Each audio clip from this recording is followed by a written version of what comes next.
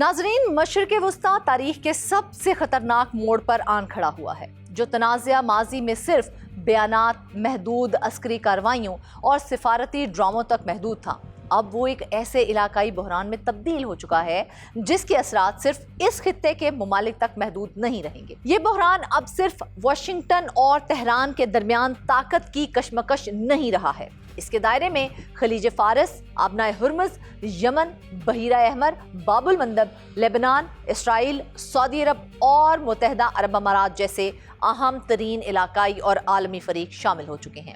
इंसानी तारीख में शायद ही कभी ऐसा देखा गया हो कि दुनिया की तिजारती और तवानाई की दो सबसे बड़ी समुद्री शाहराहें आबनाए हुर्मुज़ और बाबुल मंदब एक ही वक्त में बारूद के धुएं में छुप चुकी हैं।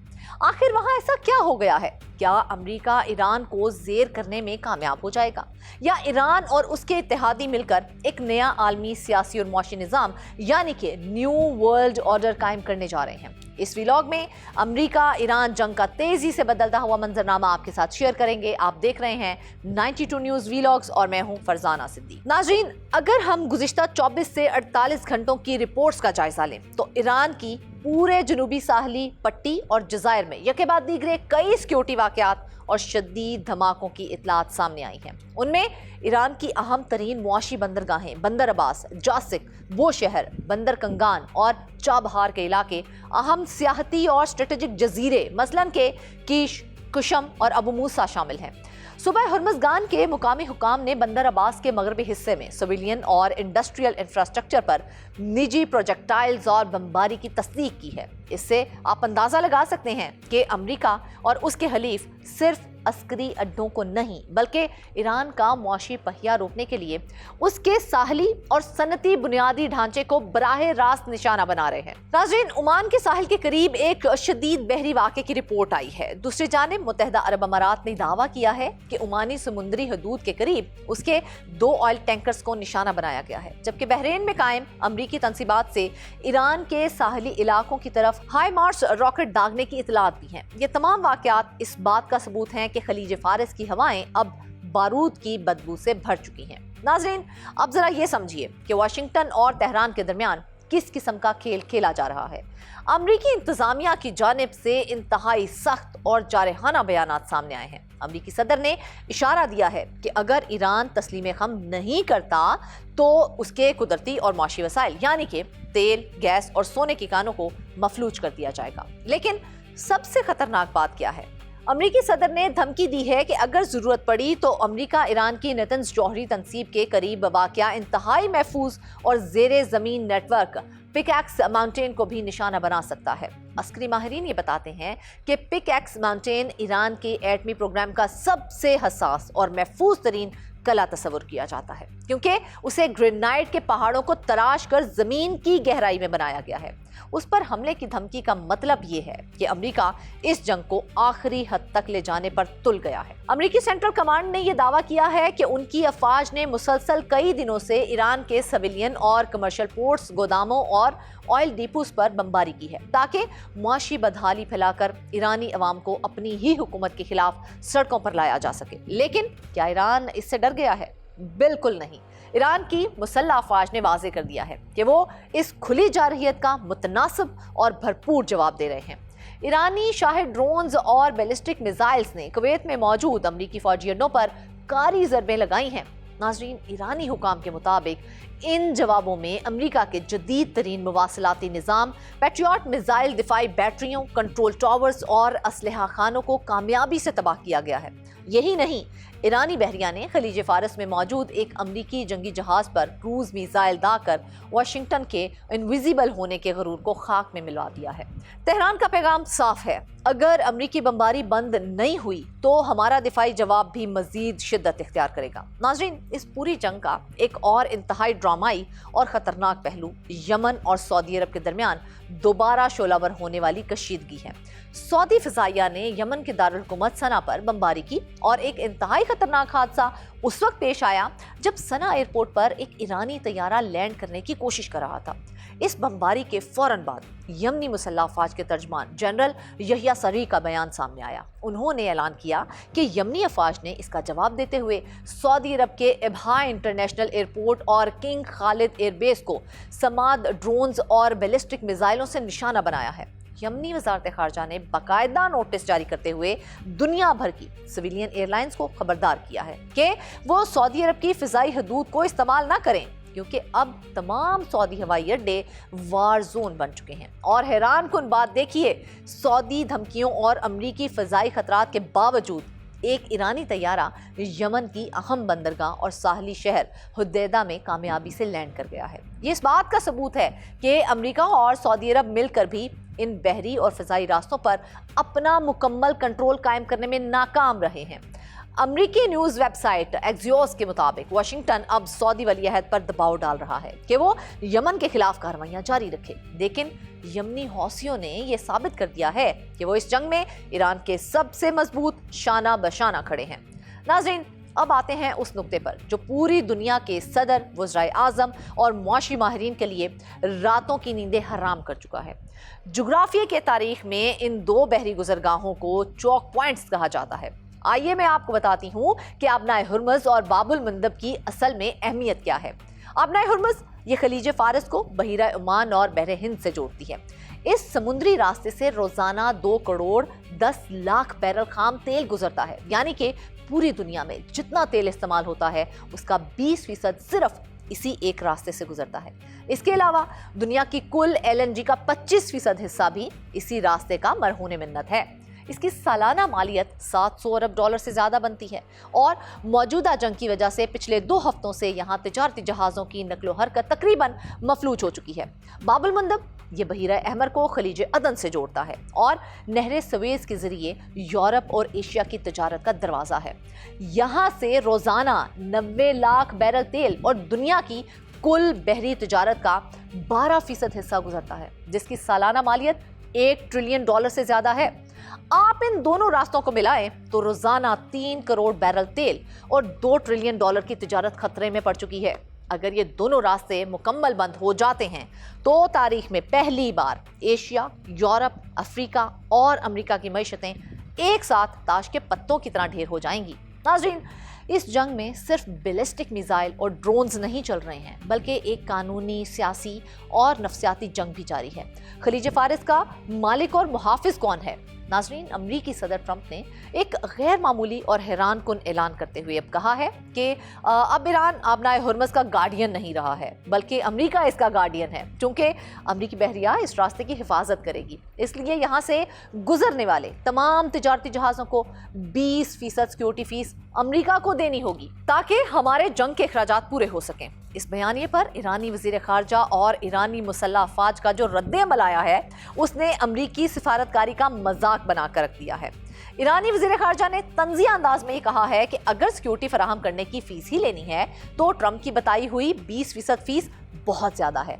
ईरान इससे आधी कीमत पर दुनिया को इससे कई गुना बेहतर सिक्योरिटी फराहम कर सकता है। जबकि ईरान के खातमुल अंबिया सेंट्रल हेडक्वार्टर के तर्जमान ब्रिगेडियर जनरल इब्राहिम जुल्फ़िकार ने दो टोक अल्फाज में खबरदार किया है। आबनाए हुर्मुज़ का तारीखी, जुग्राफियाई और कानूनी मुहाफिज हमेशा से ईरान रहा है और हमेशा रहेगा। अगर अमरीकी फ़ौज ने ईरान की इजाज़त के बगैर हमारे तयशुदा बहरी रास्तों से हटकर कोई हरकत की तो उसे बहीरा ओमान की तह में गर्क कर दिया जाएगा। यानी कि ईरान ने साफ कह दिया है कि हम अपनी समुद्री हदूद में किसी गैर इलाकाई ताकत की गुंडागर्दी कबूल नहीं करेंगे। नाज़रीन, इस जुबानी जमा खर्च और अस्करी महाजराई का पहला नतीजा क्या निकला है? आलमी जहाज रानी की कंपनियों और इंश्योरेंस इदारों के पसीने छूट चुके हैं। समुद्री रास्तों में खतरा बढ़ते ही आलमी शिपिंग इंश्योरेंस कंपनियों ने खलीज फारिस और बहीरा अहमर से गुजरने वाले तमाम जहाज़ों के लिए वॉर रिस्क प्रीमियम में ड्रामाई इजाफा कर दिया है। रिपोर्ट्स के मुताबिक ये प्रीमियम मामूल की शरह से 400 गुना बढ़ा दिया गया है। 400 गुना इजाफे का मतलब ये है कि अगर कोई कंपनी अपना जहाज इन इलाकों में भेजती है तो उसकी इंश्योरेंस लागत इतनी ज्यादा हो जाएगी कि जहाज पर लाया गया सामान आम खरीदार की पहुंच से भी बाहर हो जाएगा। इसीलिए अब दुनिया की बड़ी शिपिंग कंपनीज ने अपने जहाजों का रुख موڑ لیا ہے۔ وہ اب نہر سویز اور آبنائے ہرمز کا مختصر راستہ چھوڑ کر پورے براعظم افریقہ کے گرد کیپ آف گڈ ہوپ کا چکر لگا کر یورپ اور امریکہ جا رہے ہیں۔ ناظرین، اس کا نقصان کیا ہے؟ سفر کا دورانیہ 10 دن سے 14 دن بڑھ گیا ہے۔ صرف فیول کی مد میں فی جہاز لاکھوں ڈالر کا اضافی خرچ برداشت کر رہا ہے اور عالمی سپلائی چین تاخیر کا شکار ہو کر پیٹرول، الیکٹرانکس اور کھانے پینے کی اشیاء کی شدید قلت اور مہنگائی پیدا کر رہی ہے۔ ناظرین، اب آپ سوچ رہے ہوں گے کہ کیا اس جنگ کو روکنے کی کوئی سفارتی کوشش نہیں ہوئی ہے؟ تجزیہ کاروں نے انکشاف کیا ہے کہ امریکہ اور ایران کے درمیان کشیدگی کم کرنے کے لیے پاکستان کے دارالحکومت اسلام آباد میں جو مفاہمتی یادداشت طے پانے والی تھی، دونوں فریقین کے مابین شدید عدم اعتماد کے باعث ناکام ہو گئی ہے۔ واشنگٹن کا موقف یہ تھا کہ عسکری کشیدگی میں عارضی کمی لائی جائے گی، ایران پر معاشی پابندیاں برقرار رکھی جائیں اور اسے مجبور کیا جائے کہ وہ اپنے نیوکلیئر پروگرام پر بالکل نئے سرے سے بات چیت کی میز پر آئے اور شدید رعایتیں دے۔ لیکن ایران کا موقف بالکل شفاف اور منطقی تھا۔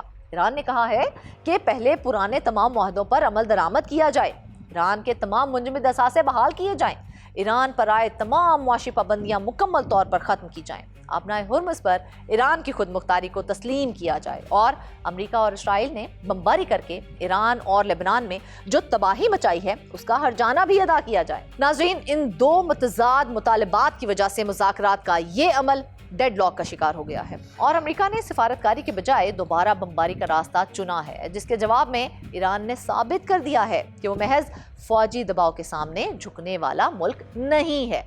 امریکہ تجاویز دے رہا ہے کہ عراق کے علاقے کرکوک سے شام کے راستے بحیرہ روم تک پرانی آئل پائپ لائن بحال کی جائے۔ متحدہ عرب امارات کی فجیرہ بندرگاہ جو آبنائے ہرمز سے باہر ہے، وہاں تک پائپ لائنز کے ذریعے زیادہ تیل بھیجا جائے یا عمان کے مشرقی ساحلوں کو متبادل کے طور پر استعمال کیا جائے۔ لیکن ماہرین کیا کہتے ہیں؟ وہ یہ کہتے ہیں کہ یہ تمام تجاویز صرف کاغذوں پر اچھی لگتی ہیں۔ کسی نئی پائپ لائن کو تعمیر کرنے اور بندرگاہ کو وسعت دینے کے لیے اربوں ڈالرز اور کئی سال کا عرصہ چاہیے، جبکہ بحران آج کھڑا ہے۔ اگر آبنائے ہرمز آج بند ہوتی ہے تو دنیا کے پاس اس کا کوئی فوری نعم البدل موجود ہی نہیں ہے۔ دوسری طرف لبنان بھی اس بحران سے الگ نہیں ہے۔ امریکہ لبنانی حکومت پر دباؤ ڈال رہا ہے کہ وہ حزب اللہ کو غیر مسلح کرے تاکہ اسرائیل کو سیکیورٹی مل سکے، لیکن یہ فریم ورک پیدائش سے پہلے ہی دم توڑ چکا ہے، کیونکہ لبنان کی قومی فوج نے کبھی اسرائیل کا مقابلہ نہیں کیا ہے۔ اصل مزاحمت اور دفاع ہمیشہ حزب اللہ نے کیا ہے اور حزب اللہ کو بائی پاس کر کے مشرق وسطیٰ میں امن کا خواب کبھی پورا نہیں ہو سکتا ہے۔